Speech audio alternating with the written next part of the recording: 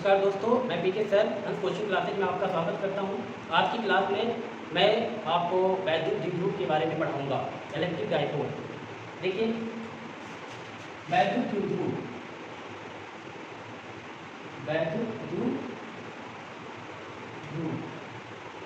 इसको अंग्रेजी में कहते हैं इलेक्ट्रिक डाइपोल। देखिए, इसका शब्द से ही सारा मतलब निकलता है। वैद्युत का मतलब होता है कोई आवेशित वस्तु। अगर कोई आवेशित वस्तु है जिसमें आवेश होंगे, और द्विध्रुव का मतलब होता है जिसमें दो ध्रुव मतलब दो स्त्रियाँ हों। अब इस सबसे ही क्लियर हो जाता है कि अगर हम दो आवेशों को जो कि परिमाण में समान होते हैं लेकिन उनकी प्रकृति अलग अलग होती है, जैसे एक धनावेश होता है दूसरा ऋणावेश होता है, इनको अगर हम अल्प दूरी पर रखें तो जो व्यवस्था प्राप्त होती है उसी को हम वैद्युत द्विध्रुव कहते हैं। इसको फिगर के द्वारा आप समझिए। जैसे ये आपका ये सिस्टम आप देखिए, इसमें दो आवेश हैं। मैंने एक प्लस क्यू आवेश ले लिया, एक माइनस क्यू आवेश ले लिया। इसमें आप देख रहे हो कि ये भी क्यू है, ये भी क्यू है। कहने का मतलब इनके परिमाण क्या है, समान है, परंतु इन पर धनावेश है और इन पर ऋणावेश, अर्थात इनकी पोलैरिटी अलग है। एक पर धनावेश है, एक ऋणावेश है। इससे ये क्लियर हो गया कि दो परिमाण में समान परंतु विपरीत प्रकृति के आवेश, इनको हम क्या करते हैं अल्प दूरी पर। वो अल्प दूरी होती है आपकी ट्यूबवेल, वो अल्प दूरी आपकी ट्यूबवेल होती है और इसका सेंटर O होता है। ये आपका वैद्युत द्विध्रुव ए और बी मान लेते हैं, ठीक है। और यहाँ की बीच की जो दूरी है इसको हमने L ले लिया और ये आपका ठीक है। अब इसकी परिभाषा यही है, दो परिमाण में समान परंतु प्रकृति में विपरीत आवेशों को अल्प दूरी पर रखने से जो व्यवस्था प्राप्त होती है उसी को वैद्युत द्विध्रुव कहते हैं। जैसे इसमें आपने देखा, एक आपका आवेश प्लस क्यू है, दूसरा आवेश माइनस क्यू है। ये परिमाण में तो समान है परंतु इनकी पोलैरिटी अलग अलग है, एक पर धनावेश है, एक पर ऋणावेश है। इनको अल्प दूरी पर रखा गया है। जो आप ये ट्यूबवेल दूरी देख रहे हो, ये अल्प दूरी है, बहुत छोटी दूरी है।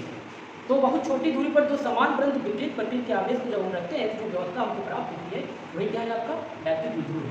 यहाँ सोचने वाली बात यह है कि दोनों आवेशों के बीच की दूरी को हमने ट्यूबवेल क्यों लिया है। जब दोनों आवेशों के बीच की दूरी को हम L भी तो ले सकते थे, लेकिन इनको हमने ट्यूबवेल क्यों लिया है, उसके पीछे का कारण है। एक्चुअली में है क्या, जैसे दो आवेश हैं, जब भी वैद्युत द्विध्रुव का निर्माण किया जाता है तो उसका सेंटर होता है और जो भी दूरियां काउंट की जाती हैं उनके सेंटर से काउंट की जाती है। जैसे अगर ये द्विध्रुव AB है तो AB का सेंटर मतलब केंद्र कौन है, O है, ठीक है। और AB द्विध्रुव जो कुल लंबाई है वो 2L है, परंतु सेंटर से इनकी जो लंबाई है वो L है।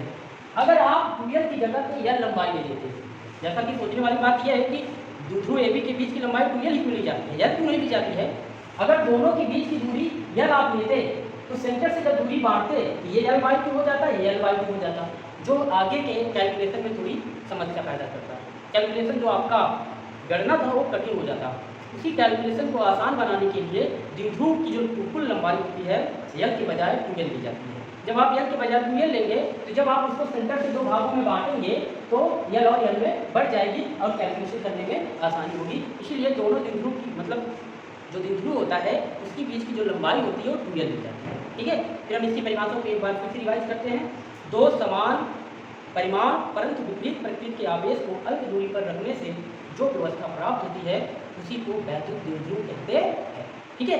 इसका फिगर आपको साफ साफ दिख रहा है। हम हर एग्जाम्पल में बताते हैं। पहले इसकी परिभाषा मैं लिख देता हूँ। दो परिमाण में समान परंतु विपरीत प्रकृति के आवेशों को अल्प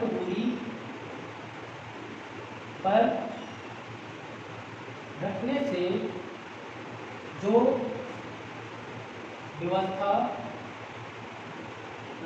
से जो व्यवस्था प्राप्त होती है उसे वैद्युत द्विध्रुव कहते हैं, फॉर एग्जाम्पल इसका उदाहरण समझ लीजिए। फॉर एग्जाम्पल उदाहरण के तौर पे देखेंगे आप, उदाहरण के तौर पे जैसे आप ले लीजिए HBr hydrogen bromide. Hydrogen bromide को जब आप तोड़ेंगे तो ये H positive ion plus Br negative ion, ये आपका क्या करेगा, ये वैद्युत द्विध्रुव आघूर्ण का निर्माण करेगा। ये आपका धनायन हो गया, ये Br हो गया। इनके बीच की दूरी आपका टोटल कितना होगा ये होगा। ठीक है, ये आपका हो गया। इसी तरह से आप HCl भी ले लीजिए, हाइड्रोजन क्लोराइड, इसको आप तोड़ेंगे पॉजिटिव आयन और प्लस क्लोरीन माइनस। अब इसका जो है आप जब बैटरी द्विध्रुव आघूर्ण बनाएंगे तो आपका ये क्या हो जाएगा, H पॉजिटिव और क्लोरीन नेगेटिव, इसके बीच की दूरी कितनी होगी, तो ये होगी। इस तरीके से ढेर सारे एग्जाम्पल हैं। ये था आपका बैटरी द्विध्रुव का उदाहरण। ठीक है, ये बैटरी द्विध्रुव हो गया और इसका ये उदाहरण हो गया, इसके बारे में मैंने डिस्कस कर लिया। अब हम बात करते हैं बैटरी द्विध्रुव आघूर्ण। हम बात करते हैं बैटरी द्विध्रुव आघूर्ण। अब ये बैटरी द्विध्रुव आघूर्ण क्या है, बैटरी द्विध्रुव आघूर्ण, ठीक है, इसको अंग्रेजी में कहते हैं इलेक्ट्रिक डाइपोल मोमेंट। ठीक है, इलेक्ट्रिक डाइपोल मोमेंट। बैटरी द्विध्रुव आघूर्ण क्या है, ध्यान दीजिएगा। बैटरी द्विध्रुव आघूर्ण की जो परिभाषा है इसी से है, किसी बैटरी द्विध्रुव के दोनों आवेशों में से कोई एक आवेश तथा उनके बीच की दूरी के गुणनफल को ही बैटरी द्विध्रुव आघूर्ण कहते हैं। इसे P से प्रदर्शित करते हैं। इसकी परिभाषा यही है, किसी बैटरी द्विध्रुव के दोनों आवेशों में से कोई एक आवेश, दोनों आवेशों में से कोई एक आवेश, जैसे दो आवेश है, एक प्लस की है एक माइनस की है, इनमें से आप दोनों आवेशों में से कोई एक आवेश ली, किसी बैटरी द्विध्रुव के दोनों आवेशों में से कोई एक आवेश तथा उनके बीच की दूरी, दोनों आवेशों के बीच की दूरी क्या है, तथा उनके बीच की दूरी के गुणनफल को, उनके बीच की दूरी के गुणनफल को बैटरी द्विध्रुव आघूर्ण कहते हैं। बैटरी द्विध्रुव आघूर्ण कहते, समझ में आया। किसी बैटरी द्विध्रुव के दोनों आवेशों में से कोई एक आवेश तथा उनके बीच की दूरी के गुणनफल को ही बैटरी द्विध्रुव आघूर्ण कहते हैं। इसे किससे प्रदर्शित करते हैं, इसे वेक्टर P से प्रदर्शित करते हैं। समझिए, इससे प्रदर्शित करते हैं, वेक्टर P से प्रदर्शित करते हैं। इस तरीके से इसका जो फार्मूला होता है भाई, वेक्टर P इक्वल टू क्या होगा, दोनों आवेशों में से कोई एक आवेश, या आप मॉड ऑफ Q ले लीजिए, आंशिक मान लेते हैं, तथा उनके बीच की दूरी Q इनटू दूरी। ये है बैटरी द्विध्रुव आघूर्ण का फार्मूला। जहाँ पर वेक्टर P क्या है, बैटरी द्विध्रुव आघूर्ण है, क्या है, बैटरी द्विध्रुव आघूर्ण है। Q क्या है, Q आपका जो है मॉड ऑफ, ये प्लस Q लिखो चाहे मॉड ऑफ माइनस Q, मतलब दोनों आवेशों में से कोई एक आवेश, आप कोई एक आवेश ले सकते हो। और यह क्या है, यह AB है ना, आवेशों के बीच की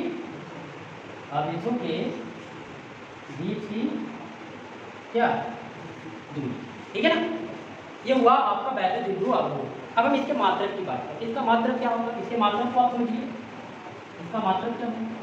ठीक है, देखिए आपका इसका जो मात्रक होगा, तो चूंकि इसमें भाई vector P equal to Q into 2L, दो ही चीजें हैं, एक आवेश Q है और दूसरा क्या है, लंबाई L।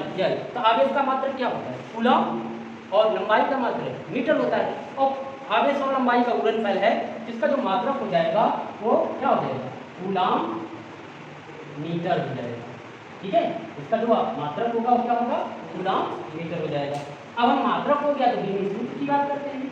ठीक है, इसका जो बीमी सूत्र होगा वो क्या होगा, बीमी सूत्र आप समझिए, हमको किसका बीमी सूत्र निकालना है, P का। तो वेक्टर P का जो बीमी सूत्र होगा, बैटरी द्विध्रुव आघूर्ण P का जो बीमी सूत्र होगा वो Q का बीमी सूत्र और L का बीमी सूत्र। तो Q क्या है, Q क्या है, आवेश का जो बीमी सूत्र होता है AT होता है। ठीक है, आवेश का बीमी सूत्र AT होता है, समझे आप, और लंबाई का बीमी सूत्र कैपिटल L होता है। इस तरीके से बैटरी द्विध्रुव आघूर्ण का जो बीमी सूत्र होगा वो हो जाएगा ATL। ठीक है ना, ATL। अब हम बात करते हैं राशि। ये कौन सी राशि है, राशि, इसकी जो राशि है वो है सदिश राशि। कौन सी राशि है, ये सदिश राशि, सदिश राशि। क्यों सदिश राशि है? क्योंकि इसमें दिशा होता है, इसमें परिमाण के साथ साथ दिशा भी होता है, इसलिए सदिश राशि है। अब जब सदिश राशि है, इसकी दिशा क्या होगी? अब हम इसकी दिशा की बात करते हैं। इसकी दिशा जो होती है वो धन ध्रुव से ऋण ध्रुव की होती है, ठीक है। इसकी जो दिशा होती है प्लस क्यू आवेश से माइनस क्यू आवेश से प्लस क्यू आवेश की इसकी ये दिशा होती है, राइट। अब हम देखें कि आप इसका जो मात्रक आपने देखा वो मात्रक कितना होता है? कूलाम मीटर होता है। इसका एक मात्रक और होता है डिवाई, ठीक है। इसका एक मात्रक और होता है डिवाई, कूलाम मीटर, या आप इसको डिवाई कह सकते हो। इसका एक मात्रक और होता है डिवाई, ठीक है। ये था आपका वैद्युत द्विध्रुव और वैद्युत द्विध्रुव आघूर्ण, ठीक है, जिसको मैंने आपको विस्तार से समझाया। ये वैद्युत द्विध्रुव है और ये वैद्युत द्विध्रुव आघूर्ण है। इसके बारे में मैंने सारी चीज़ें आपको बता दी, समझे आप? आपको बात समझ में आई? ये आपका हो गया वैद्युत द्विध्रुव और वैद्युत द्विध्रुव आघूर्ण, ठीक है। अब इसके अगर आप जो है नोट करना चाहते हो तो इसका आप स्क्रीनशॉट ले सकते हो। इसके बाद मैं इरेज करूँगा। इरेज करने के बाद हम वैद्युत द्विध्रुव के अच्छी स्थिति में या निरक्षी स्थिति में रखे वैद्युत किसी बिंदु पर वैद्युत क्षेत्र की तीव्रता के बारे में डिस्कस करेंगे, ठीक है। तो मैं इसको इरेज कर रहा हूँ। अब मैंने आपको वैद्युत द्विध्रुव और वैद्युत द्विध्रुव आघूर्ण के बारे में मैंने बता दिया। अब हम आपको बताएंगे वैद्युत द्विध्रुव के कारण वैद्युत क्षेत्र की तीव्रता, ठीक है ना। इस वैद्युत द्विध्रुव के कारण वैद्युत क्षेत्र की तीव्रता के बारे में हम डिस्कस करेंगे। हमारा अगला टॉपिक होगा वैद्युत द्विध्रुव के कारण वैद्युत क्षेत्र की तीव्रता, ठीक है। क्या होगा? इलेक्ट्रिक, अंग्रेजी में इसको कहेंगे electric field intensity due to electric dipole. देखिए, वैद्युत द्विध्रुव के कारण जो वैद्युत क्षेत्र की तीव्रता है उसकी टोटल 3 कंडीशन है, ठीक है। क्योंकि जैसे वैद्युत द्विध्रुव को हम एक अच्छी स्थिति में रखेंगे, एक निरक्षी स्थिति में रखेंगे, एक किसी भी अक्ष में रखेंगे, तो इसमें जब आप इसको पार्ट में बांटोगे ये 3 पार्ट में होगा। एक होगा अच्छी स्थिति में, अच्छी स्थिति में रखे, अच्छी स्थिति में, और दूसरा क्या होगा? निरक्षी स्थिति में, निरक्षी स्थिति में, और जो तीसरा होगा किसी भी अक्ष में, किसी भी अक्ष में। इसका मतलब आप समझ लीजिए, ठीक है। जैसे वैद्युत द्विध्रुव होता है तो वैद्युत द्विध्रुव के जब हम एक्स एक्सिस में कोई बिंदु होता है जहाँ पर हमें वैद्युत क्षेत्र की तीव्रता ज्ञात करनी होती है तो वो अच्छी स्थिति कहलाती है, ठीक है, जो कि ये पहली कंडीशन है, अच्छी। दूसरा होता है कोई वैद्युत द्विध्रुव है उसको वाई एक्सिस में किसी बिंदु पर जब वैद्युत क्षेत्र की तीव्रता की गणना करनी होती है उसको हम क्या कहते हैं? उसको हम निरक्षीय स्थिति में कहते हैं, ठीक है। और जो तीसरी स्थिति में है वो आप किसी भी अक्ष में रखो। आप इसको कह सकते हो द्विध्रुव के कारण वैद्युत क्षेत्र की तीव्रता को ज्ञात करने का मानक स्टैंडर्ड फार्मूला। ये जो है अच्छी स्थिति के लिए भी लागू होता है और निरक्षीय स्थिति के लिए भी लागू होता है। इसको आप किसी भी अक्ष में कह सकते हो। इसमें हम वैद्युत द्विध्रुव के कारण जो वैद्युत क्षेत्र की तीव्रता है उसको हम 3 स्थितियों में जो कि अलग अलग करके हम आपको वैद्युत क्षेत्र की तीव्रता के बारे में बताएंगे। और आज की क्लास में हम केवल आपको अच्छी स्थिति में रखते द्विध्रुव के कारण वैद्युत क्षेत्र की तीव्रता की बात करेंगे, ठीक है। चलिए देखते हैं फिर आपका जो है अच्छी स्थिति में, ये देखिए मैं इसी में बढ़ा दे रहा हूँ वैद्युत द्विध्रुव के कारण। तो अच्छी स्थिति में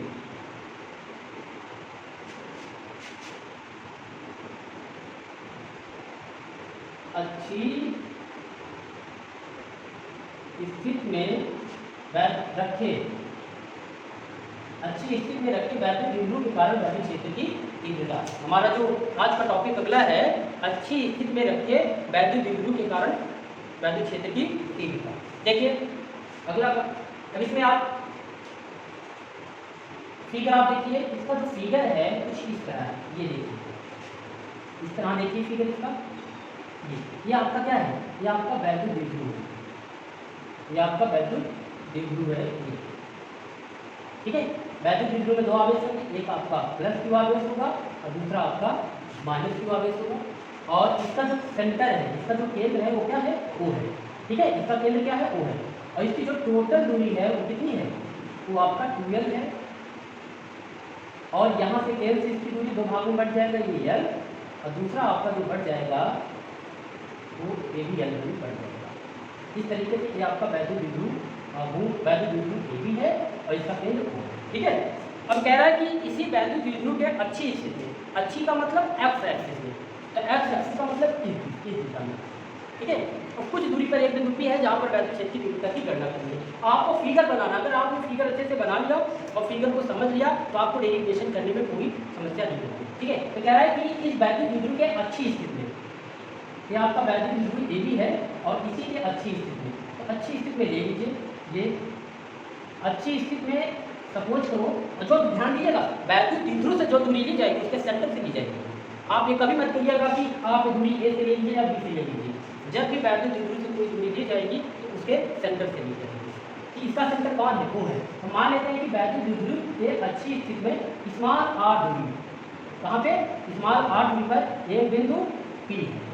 ठीक है, एक बिंदु P है जहाँ पर वैद्युत क्षेत्र की तीव्रता की गणना करनी है। ठीक है, ये आपका फिगर तैयार हो गया। और इस P पर हमको हमने क्या रखा है, ध्यान दीजिएगा, इस बिंदु P पर जब हमको वैद्युत क्षेत्र की तीव्रता की गणना करनी है तो यहाँ पर कोई धन परीक्षण आवेश रखना पड़ेगा। तो सपोज करिएगा कि यहाँ पे क्या रखा हुआ है, यहाँ पे धन परीक्षण आवेश रखा हुआ है। ठीक है, ये आपका फिगर। अब इस फिगर में और चीज़ें हमको डिस्कस करनी है, हम आगे डिस्कस करते हैं। देखिए, जब यहाँ पर हम वैद्युत क्षेत्र की तीव्रता की गणना करेंगे तो प्लस क्यू आवेश के कारण और माइनस क्यू आवेश के कारण, इसलिए हमको प्लस क्यू और माइनस क्यू आवेश की दूरियों की भी बात करनी है। तो ध्यान दीजिएगा, अब आप देखिए यहाँ पे हम B से अर्थात माइनस क्यू से P की दूरी निकालते हैं। ये देखिए, ये तो चूंकि ध्यान दीजिएगा यहाँ से यहाँ तक की दूरी R है और यहाँ से यहाँ तक की दूरी L है, तो जब हम B से P की दूरी निकालेंगे तो ये L वाला पोर्शन R में से घट जाएगा। तो B से P की दूरी जो होगी, मतलब माइनस क्यू आवेश से P की दूरी होगी, वो R माइनस L होगी। बात क्लियर। अब हम प्लस क्यू आवेश से P की दूरी क्या करेंगे, ध्यान दीजिएगा, यहाँ O से P की दूरी तो R है और O से B की दूरी क्या है, L है। तो यहाँ से जो टोटल दूरी हो जाएगी आपकी, वो कितनी हो जाएगी, R प्लस L हो जाएगी। बात क्लियर हुआ। आपने देखा कि AB द्विध्रुव है जिसकी कुल लंबाई 2L है और इसके केंद्र से जो लंबाइयाँ है वो स्मॉल L और स्मॉल L है।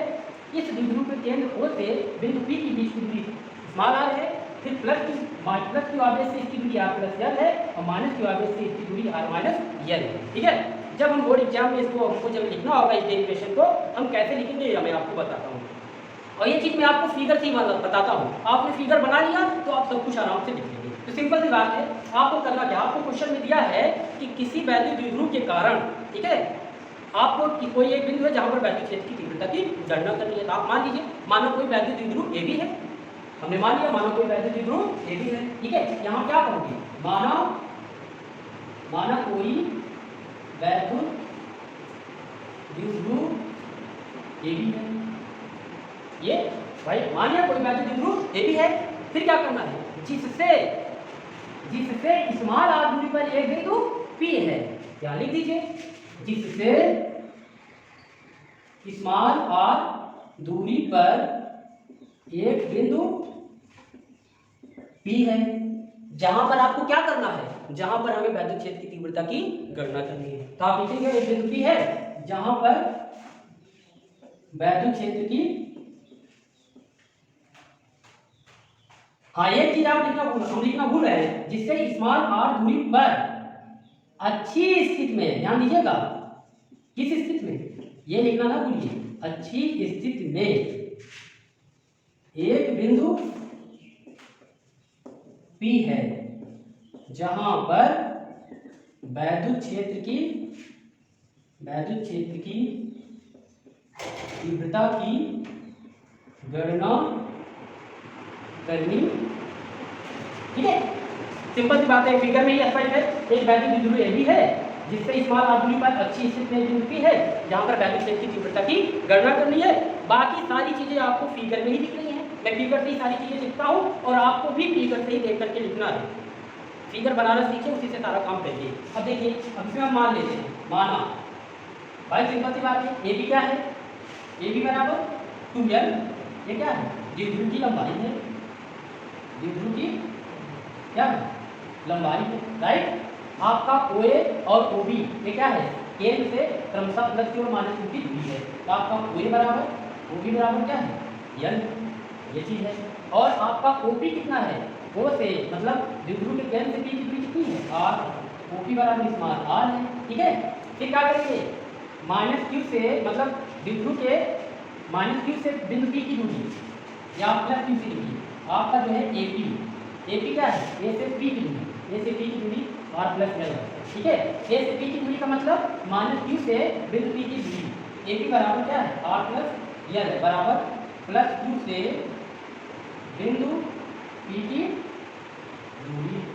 ठीक है, फिर आगे BP आपका क्या है, B से P की दूरी R माइनस L, ये चीज आप देख लो, R माइनस L, ये है माइनस Q से बिंदु P की दूरी। ठीक है ना, बस बाकी सारी चीजें तो हमने लिखा ही है। ठीक है, बाकी सारी चीजें आपको दिया है। इसमें एक चीज और मानना है हमको, क्योंकि अगर ये वैल्यू द्विध्रुव है तो इसका कुछ न कुछ वैल्यू द्विध्रुव आगुण होगा। तो आप मान लीजिए P बराबर, उसको हम वेक्टर P की लिखते हैं, क्या है, वैल्यू द्विध्रुव आगुण। एकदम ऐसे ही आपको बोर्ड के एग्जाम में लिखना है। हमने फिगर को बनाया और फिगर से सारी चीजें लिख दी। अब मैं कैलकुलेशन करता हूँ। अब हमको कैलकुलेशन करने के लिए हमको कुछ नहीं करना है, प्लस Q आवेश के कारण बिंदु P पर वैद्युत क्षेत्र की तीव्रता। अब यहाँ हम दिशा की बात कर लेते हैं। ठीक है, तो ध्यान दीजिएगा, प्लस Q ये है और यहाँ पे धन परीक्षण आवेश है, जिस पर भी धनावेश है, तो धनावेश एक दूसरे को क्या करेगा, प्रतिकर्षित करेगा। तो प्लस Q आवेश के कारण जो बिंदु P पर लगने वाला बल होगा, उसकी जो दिशा होगी वो इस तरफ होगी, क्योंकि ये प्रतिकर्षण बल होगा। O से या क्या कहते हैं, A से P की ओर, ये हो गया इसकी दिशा। ठीक है, ये हो गया AP, ये AP की। अब अगर आप माइनस Q रखेंगे तो माइनस Q पर ऋणावेश है और यहाँ जो धन परीक्षण आवेश है धनावेश है, इन दोनों के बीच आकर्षण बल होगा। ये आपका P से B की ओर होगा। क्या होगा, P से B की ओर, ये चीज आप ध्यान रखिएगा। ठीक है, तो माइनस Q के कारण P से B की ओर होगा और प्लस Q के कारण A से P की ओर होगा। ठीक है, अब हम दोनों आवेशों के कारण वैद्युत क्षेत्र की तीव्रता निकालते हैं। तो हम सबसे पहले निकालेंगे प्लस Q के कारण बिंदु P पर वैद्युत क्षेत्र की तीव्रता। तो प्लस Q के कारण बिंदु P पर वैद्युत क्षेत्र की तीव्रता, जिसको हम किससे लिखेंगे, E1 से लिखेंगे। वेक्टर E1 बराबर 1/4πε0। बिंदु आवेश के कारण वैद्युत क्षेत्र की तीव्रता का जो फार्मूला है आप जानते हो ना, इस पिछली क्लास में मैंने इसको डिस्कस किया था। बिंदु आवेश के कारण वैद्युत क्षेत्र की जो तीव्रता होती है 1/4πε0 Q अपान जो दूरी होती है, अपान r स्क्वायर होता है। तो r का मतलब दूरी, यहाँ पे जो दूरी होगी वही आप लिखेंगे। 1/4πε0 क्योंकि आपको प्लस भी है, ये Q अपान और दूरी क्या है, प्लस Q से दूरी क्या है, r प्लस L, ये r प्लस L का दिशा। कोई दिक्कत? अब दिशा भी आप यहाँ लिखिए, दिशा क्या है, A से P की ओर। दिशा क्या है, A से P की ओर। आप यहाँ दिशा भी लिखेंगे कि यहाँ पे तो वैद्युत क्षेत्र की तीव्रता की दिशा क्या है, तो वैद्युत क्षेत्र की दिशा है A से P की ओर। ठीक है, दिखाई दे रहा है ना सबको, बताइएगा। अब यहाँ लिखेंगे माइनस Q के कारण, अब माइनस Q के कारण बिंदु P पर वैद्युत क्षेत्र की तीव्रता। ठीक है, अब ध्यान दीजिएगा, माइनस Q के कारण जो वैद्युत क्षेत्र की तीव्रता होगी वो होगी वेक्टर E2। वेक्टर E2 क्या होगा, 1/4πε0। ध्यान दीजिएगा, माइनस Q के कारण जब बिंदु P पर वैद्युत क्षेत्र की तीव्रता निकालोगे दूरी क्या है, r माइनस L है। तो ये आपका Q अपान r माइनस L का स्क्वायर। अब यहाँ पे आप r माइनस L, अब इसकी भी दिशा लिख दीजिए। इसकी दिशा क्या है भाई, माइनस Q के कारण P से B की ओर है। इसकी दिशा हो जाएगी P से B की ओर। ठीक है ना, हमने क्या कर दिया, हमने प्लस Q के कारण वैद्युत क्षेत्र की तीव्रता निकाल लिया, माइनस Q के कारण वैद्युत क्षेत्र की तीव्रता निकाल लिया। अब हमको यहाँ पे निकालना है नेट वैद्युत क्षेत्र की तीव्रता। इसमें आप साफ देख रहे हो, दोनों आवेशों के कारण मतलब प्लस Q के कारण और माइनस Q के कारण जो वैद्युत क्षेत्र की तीव्रता है, क्योंकि वैद्युत क्षेत्र की तीव्रता सदिश राशि है, इसलिए वो उसकी जो दिशा है वो एक दूसरे के अपोजिट डायरेक्शन में है। इसलिए हम जो नेट वैद्युत क्षेत्र की तीव्रता की गणना करेंगे वो कैसे करेंगे, ध्यान दीजिएगा। इसमें आप सबसे पहले ये ऑब्जर्व करो कौन सी वैद्युत क्षेत्र की तीव्रता अधिक है? भाई जिसकी दूरी ज़्यादा होगी उसकी वैद्युत क्षेत्र की तीव्रता कम होगी, और जिसकी दूरी कम होगी उसकी वैद्युत क्षेत्र की तीव्रता अधिक होगी। तो आप देख रहे हो प्लस क्यू के कारण जो दूरी है वो ज़्यादा है और माइनस क्यू के कारण जो दूरी है वो कम है। इसका मतलब प्लस क्यू के कारण जो वैद्युत क्षेत्र की तीव्रता है E1 वो कम होगा और E2 आपका ज़्यादा होगा। तो आप साफ साफ देख रहे हो, यहाँ लिख दीजिए परंतु E2 is greater than to E1। हाँ, E2 का मतलब माइनस क्यू के कारण वैद्युत क्षेत्र की तीव्रता और E1 का मतलब प्लस क्यू के कारण वैद्युत क्षेत्र की तीव्रता। तो चूंकि प्लस क्यू के कारण वैद्युत क्षेत्र की तीव्रता ज्ञात करने की R प्लस L है, जो ज़्यादा दूरी है, तो दूरी ज़्यादा होने पर वैद्युत क्षेत्र की तीव्रता कम हो जाती है, और R माइनस L का मतलब माइनस क्यू के कारण दूरी कम है, इसलिए इसके कारण वैद्युत क्षेत्र की तीव्रता E1 कम है, E2 ज़्यादा है। अब आप नेट वैद्युत क्षेत्र की तीव्रता निकालेंगे, इसलिए नेट वैद्युत क्षेत्र की तीव्रता, जब आप नेट वैद्युत क्षेत्र की तीव्रता निकालेंगे वेक्टर E इक्वल टू मार ऑफ वेक्टर। ध्यान दीजिएगा यहाँ पर हम मापांक निकालते हैं, मापांक का मतलब आंतरिक मान, इसीलिए अब यहाँ पर प्लस क्यू और माइनस क्यू का कोई बात नहीं किया गया है, क्योंकि E1 जब हमने प्लस क्यू के कारण निकाला था तब भी मार दिया था, इसलिए यहाँ प्लस क्यू है, और E2 के कारण निकाला तब भी आपका मॉड है। तो आपका ये हो जाएगा mod of vector E minus mod of vector E2 minus mod of vector E1, दोनों के मान को आगे रख दीजिए, ठीक है। तो आपका ये वेक्टर E बराबर हो जाएगा वेक्टर E बराबर हो जाएगा E2 का मान क्या है? E2 का मान है 1/4 पाई एप्सिलॉन 0 Q अपान R माइनस L का square minus 1/4 pi epsilon not Q upon R plus L का स्क्वायर। इसमें आपका दो तीन चीज़ें कॉमन है, जैसे आपका 1/4 पाई एप्सिलॉन 0 और 2 1/4 पाई एप्सिलॉन 0 के कॉमन है, उनको बाहर कर लीजिए। E बराबर हो जाएगा 1/4 पाई एप्सिलॉन 0, ये Q upon 4 pi epsilon not common ले लेंगे, यहाँ आप बचेगा R माइनस L का स्क्वायर, ये माइनस R प्लस L का स्क्वायर, ठीक है ना। अब इसका एलसीएम जब लेंगे तो दोनों का आपस में गुणा हो जाएगा और तिरछा गुणा हो जाएगा, इसका गुणा इधर इसका गुणा इधर हो जाएगा। तो आपका E बराबर हो जाएगा Q अपान 4 पाई एप्सिलॉन 0, ये आपका इसका एलसीएम जब लेंगे R माइनस L का स्क्वायर, ठीक है ना, ये हो जाएगा R प्लस L का स्क्वायर, इसका इधर गुणा होगा R प्लस L का square minus R minus L का स्क्वायर, राइट। कोई दिक्कत? अब आप आगे और देख लीजिए E बराबर Q upon 4 pi epsilon naught. अब ध्यान दीजिएगा R minus L R plus L, यहाँ A minus b A plus b का सूत्र लग जाएगा, A minus b A plus b बराबर A square minus B square, सूत्र पे ये आपका हो जाएगा R square minus L square का होल स्क्वायर। अब इसका होल स्क्वायर आप जोड़ दीजिए, A प्लस बी का होल स्क्वायर जोड़ेंगे तो ये R square plus 2 L square plus 2RL, फिर माइनस यहाँ हो जाएगा R square plus L square minus 2R, ये चीज़ें। अब आप आगे देख लीजिए, आगे आप देखिए तो vector E equal to Q upon 4 pi epsilon naught, ठीक है। आपका हो जाएगा R square minus L square का होल स्क्वायर, ये आपका है R स्क्वायर माइनस L का होल स्क्वायर। अब आप आगे देखिए, हम ये ब्रैकेट खोल रहे हैं, जब ये ब्रैकेट खोलेंगे ये चिन्ह बदलेगा, यहाँ आपका R square plus L square plus 2RL minus R square, ठीक है, माइनस L स्क्वायर, और ये माइनस माइनस प्लस हो जाएगा 2R, राइट। आप क्या cancel out, L square L square cancel out, ये आपका हो जाएगा equal to Q upon 4 pi epsilon 0 multiply 2 2 4 4RL बटा R square minus L square का। कोई दिक्कत? अब यहाँ समझिए, हम यहाँ R और L की बात करेंगे, तो जो आपका R स्क्वायर है, R स्क्वायर क्योंकि यहाँ से हाँ R आप फिगर में देखिए R स्क्वायर एक बड़ी दूरी है और L आपका क्या है, छोटी दूरी है, ठीक है। R स्क्वायर एक बड़ी दूरी है और L क्या है, छोटी दूरी है, क्योंकि द्विध्रुव की परिभाषा यही है कि दो समान परिमाण में समान परंतु विपरीत आवेशों को अल्प दूरी मतलब बहुत कम दूरी पर रखने से जो व्यवस्था प्राप्त होती है उसी को वैद्युत द्विध्रुव कहते हैं। इसका मतलब यहाँ पे L जो है वो बहुत छोटा है, यहाँ पे क्या कहेंगे कि R is greater than L, मतलब R का मान L की तुलना में बहुत अधिक है, इसलिए जब इसका स्क्वायर करेंगे तो ये और ज़्यादा बड़ा हो जाएगा। तो आप R की तुलना में L स्क्वायर को क्या मान सकते हो, ना के बराबर, मतलब नागण मान सकते हो। यहाँ पे L स्क्वायर टेंडिंग टू 0 मतलब नागण मानने पर, हम इसको क्या करेंगे, L स्क्वायर को नागण मान लेंगे, तो E इक्वल टू हो जाएगा Q अपान 4 पाई एप्सिलॉन 0 ठीक है। यहाँ पे आपका 4RL है। अभी हम 4RL को क्या लिख सकते हैं, यहाँ पे हम ये 2 मल्टीप्लाई 2L, या आप ऐसे लिखिए, ये आपका हो जाएगा 4, अच्छे आपका 4RL है, तो 4RL को आप लिख सकते हो 2 × L मल्टीप्लाई 2R, ऐसा हम लिखेंगे। ये आपका 2L हो जाएगा इंटू 2R हो जाएगा, तो 2 × 4R तो नहीं आ जाएगा। नीचे आपका क्या हो जाएगा, L स्क्वायर की जगह 0 हो जाएगा।